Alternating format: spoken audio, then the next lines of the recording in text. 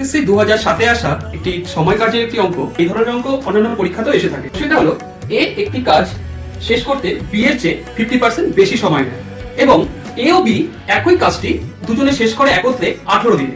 তাহলে বি একা কাজটা কত দিনে শেষ করে? 50% মানে 1/2। কারা কারা কাজ করে? এ আর বি। কি বলেছে? এ বি এর চেয়ে 50% বেশি সময় নেয়। যদি কোনো কাজ বি 2 দিনে করে, তার মানে সেই কাজটা করবে 3 দিনে। তার মানে এটা কি টাইমের রেশিও? তাহলে টাইমের রেশিও যদি এটা হয়, আমরা কি জানি?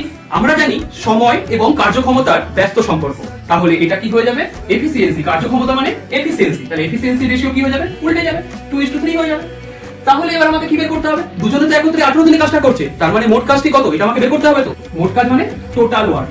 টোটাল ওয়ার্ক বের করতে গেলে কি করতে হবে? Efficiency into time or day. Efficiency into total time or day.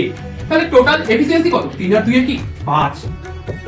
কার দুজনে মোট একত্রে কাজ করে কত দিনে? 18 দিনে।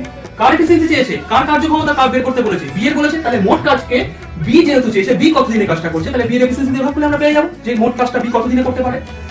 বি এর এফিসিয়েন্সি 3, 3 6 18, 30 অর্থাৎ 30 days।